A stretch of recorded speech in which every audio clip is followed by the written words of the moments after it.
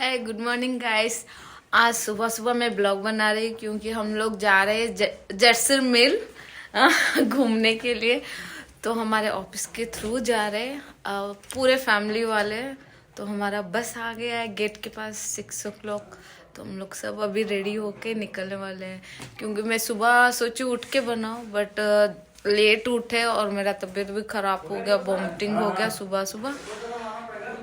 तो उसके वजह से मैं ब्लॉग नहीं बना पाए। देखो कैसा होता है ऐसा कर। तो इसलिए अभी टाइम मिला तो मैं बना दी। फौजी जी देखो बैठ से। तो ऐसे हम रेडी होके तैयार हैं। तैयार हम सब बैठ गए हैं बस के अंदर। हमारे पूरे ग्रुप, हमारा हस्बैंड इधर बैठे हैं, ये हमारे पूरे लोग हैं। और ये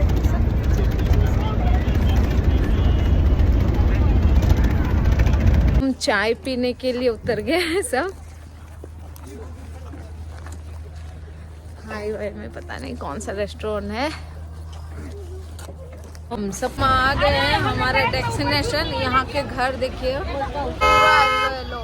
इस किला के अंदर अभी हम जाएंगे, इसलिए इसको गोल्डन सिटी बोलता है। जहाँ भी देखो येलो येलो ही है। यहाँ का सबका घर भी येलो ही है। इस किले के अंदर जाएंगे। अब इसका एंट्रेंस पता नहीं किधर से है। बढ़िया है। हम तो एकदम गोल्डन है।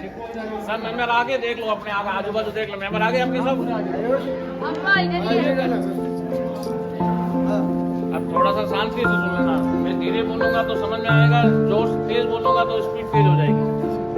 धीरे धीरे बोलो समझ में आ जाएगा। वैसे ये राजस्थान का दूसरा प्राचीन दुर्ग है। पहला है चित्तौड़, सेकंड नंबर फोर्ट है जैसलमेर। मानी ये फोर्ट 867 साल पुराना किला है। 11 जुलाई 1156 में महारावल जैसल ने इसका नेम रखा। माने इधर टाइटल नेम है रावल। राजा को महाराजा नहीं बोलते, महाराजा बोलते हैं जोधपुर में और राणा बोलते हैं चित्तौड़ में। इधर बोलते हैं रावल। रावल की उपाधि तो महारावल जैसल ने किले का फाउंडेशन रखा था।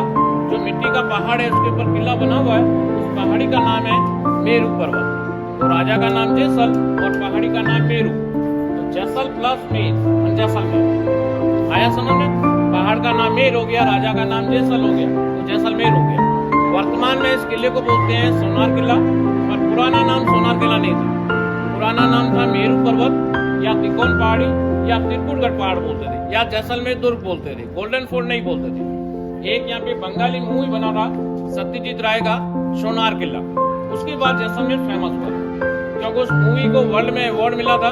जब वर्ल्ड में इंटरमेंट हुआ कि राजस्थान के अंदर ऐसा किला है जो सोनार किले के नाम से फेमस है, तभी विदेशी लोग और भारतीय लोग इस शहर में आने लगे। पहले इधर कोई नहीं आता था।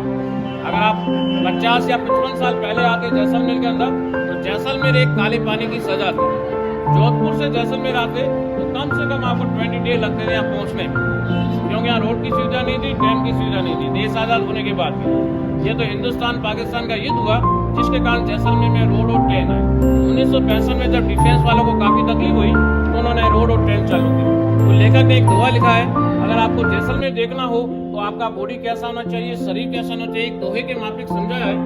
घोड़ा कीजिए काठ का, पिंड कीजिए पाषाण, पत्थर कीजिए लोहे का, तब देखिए जैसा। लकड़ी का घोड़ा हो जो आपके साथ चले, जो खाना पीना चारा कुछ नहीं मांगे। पिंड कीजिए पाषाण, शरीर आपका इतना स्ट्रांग हो, पत्थर जैसा स्ट्रांग हो। पत्थर कीजिए लोहे के, वस्त्र आपके लोहे के हो, जो गर्मी प्यास अगर सहन कर सके, तब आप जैसलमेर देख सकते थे। मैंने इतनी कठिन समस्या थी जैसलमेर पहुंचने में, क्योंकि यहाँ ट्रेन सुविधा नहीं होने के कारण पैदल या ऊँट गाड़ी पर आना पड़ता था, बैलगाड़ी पर आना पड़ता था। एक दूसरा दुआ है, गढ़ दिल्ली, गढ़ आगरो, अनगढ़ बीकानेर, भलो चुनायो भाटियों से जैसलमेर। मन गढ़ तो आपने दिल्ली का देखा होगा, आगरे का देखा होगा, बीकानेर का फोर्ट देखा होगा। ऐसा फोर्ट नहीं देखा होगा जिसके अंदर मंदिर हुए पब्लिक फोर्ट अंदर रहती है। ये वर्ल्ड का पहला किला है जिसके अंदर 4000 लोग रहते हैं किले के अंदर। वर्तमान में जो 850 साल से राजाओं के समय कोई सैनिक था, कोई मंत्री था, उनके वंशज पीढ़ी दर पीढ़ी फोर्ट में रह रहे हैं। ये लोग हाउस टैक्स नहीं देते, ना राजा को देते हैं ना गवर्नमेंट को देते हैं। जिसने कब्जा कर ली उसकी प्रॉपर्टी होगी। कब्जा एक आम शब्द होता है। इनके बाप दादों ने बलिदान दिया है, कोई सैनिक था, कोई पुजारी था, उन्हीं के वंशज है जो जनरेशन वाइज जनरेशन किले में रह रहे हैं। जैसे उदाहरण के तौर पर मेरी फैमिली में 4 लोग हैं और मेरे पास 10 रूम है, तो मैंने 2 रूम अपने पास रख दिया, बाकी में होटल बना दिया। इसलिए फोर्ट के अंदर 20 होटल है, रेस्टोरेंट है, मार्केट है, सब कुछ है। मेन बिजनेस है टूरिस्ट, 80% लोग टूरिस्ट पर निर्भर है। इस किले का एरिया 5 किलोमीटर एरिया के अंदर फैला हुआ किला, जो बाहर से गोल गोल मकान दिखते हैं चारों तरफ, ऐसे 99 पुरुष बने हुए हैं फोर्ट के चारों तरफ। इसके अंदर कोई सीमेंट चूने का उपयोग नहीं है, पत्थर से पत्थर लॉक किया हुआ है। ये जैसलमेर की खास विशेषता है। यहाँ की दीवार के अंदर मेटल नहीं डाला हुआ है, जैसा अपन रेत डालते हैं, चूना डालते हैं, सीमेंट डालते हैं, पानी डालते हैं, यहाँ कुछ नहीं डला हुआ है, क्योंकि पानी की बहुत समस्या थी। पानी का एक एक बूंद गोल्ड के बराबर था। अगर आप 40 या 45 साल पहले किसी जैसलमेर में आते और किसी गांव के अंदर आप भोजन कर लेते तो आपको हाथ धोने के लिए देसी घी का लोटा देते थे, पानी नहीं था। 40 साल पहले की बात कह रहा हूँ, उससे पहले देख लो पानी की क्या समस्या थी। अभी इंदिरा गांधी कैनाल आया हुआ है, तो पानी का कोई शॉर्टेज नहीं है। और इस किले को वर्ल्ड हेरिटेज घोषित किया हुआ है। राजा को फ्री फंड मिलता है, इंटेक कंपनी, यूएनएस कंपनी राजा को फ्री फंड देती है, जिसके कारण किले का मेंटेनेंस कराने के लिए। इसको बोलते हैं हरिराज का महल। जैसलमेर के 1 साल पहले राजा का देहांत हो गया था, तो सबसे बड़ा लड़का उनको राजा बनाते हैं। तो अंदर से सिंहासन उठा के लेके आए थे, वहाँ पे सिंहासन रखा था, वो राजा का राज तिलक हुआ था। यहाँ वीआईपी आदमी बैठे थे और आम जनता बाहर खड़ी थी। तो जैसे ओल्ड टाइम में राजाओं का राज तिलक होता था, वैसा पूरा जैसलमेर के अंदर अभी 1 साल पहले हुआ था।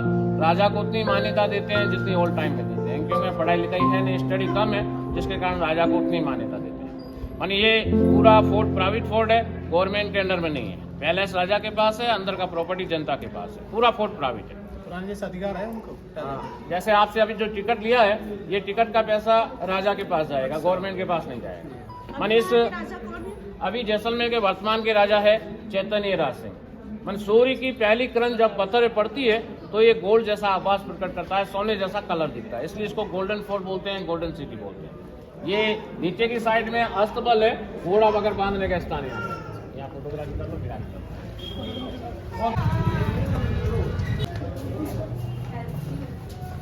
मारने के लिए निकल जाते थे आदमी, और जोहर करती थी लेडीज, आग जलाती थी और उसमें आग में कूद जाती थी। यहाँ पर 1315 में अलाउद्दीन खिलजी ने अटैक किया था।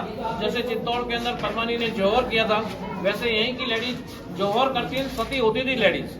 जो लेडीज सती होती थी, पहले हाथ में लाल कलर लगा के या कुमकुम लगा के दीवार पे छाप मारती थी। पर आने वाली भविष्य पीढ़ी को मालूम हो यहाँ कोई लेडीज सती हुई, तो गेट के ऊपर आप चढ़ रहे थे, ऊपर की साइड में पैलेस में, उसके आजू बाजू लाल लाल छाप लगा हुआ है, वो सब सतियों के छाप है।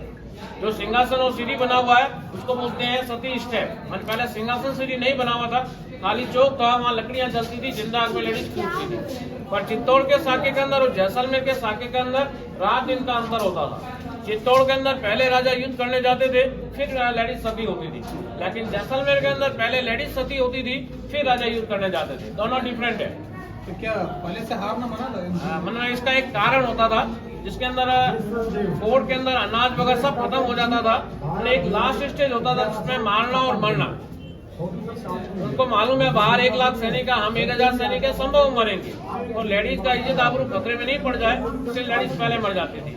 मुस्लिम लोग लेडीज का इज्जत आबरू लूटते थे, इसलिए लेडीज पहले मर जाती थी। मरने से पहले अपने पति को बोलती थी आपके पीछे रोने वाला कोई नहीं, डू एंड डाई, मारो और मरो। मरना तो है आपको, 10 आदमी को मार के मरो, ये नहीं चिंता रहे अपनी बीबी का क्या होगा, तो लड़ाई नहीं कर पाएगा, इसलिए लेडीज पहले मर जाती थी। दूसरा साका हुआ था 1325 के अंदर, मोहम्मद तुगलक ने यहाँ अटैक किया था।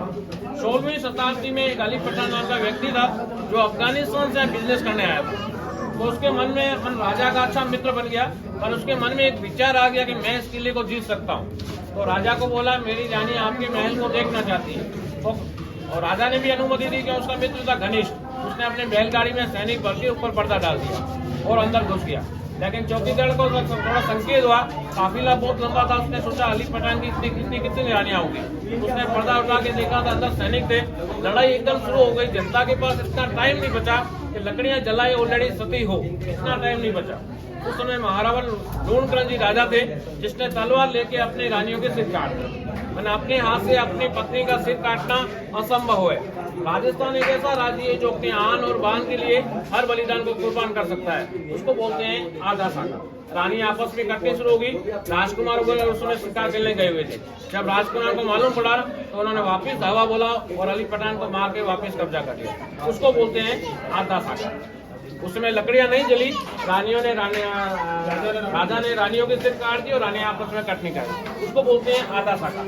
ये गोल गोल और बेलनाकार पत्थर रखे हैं दीवार के ऊपर, और ये कोई 100 पीस के लिए नहीं रखा हुआ है।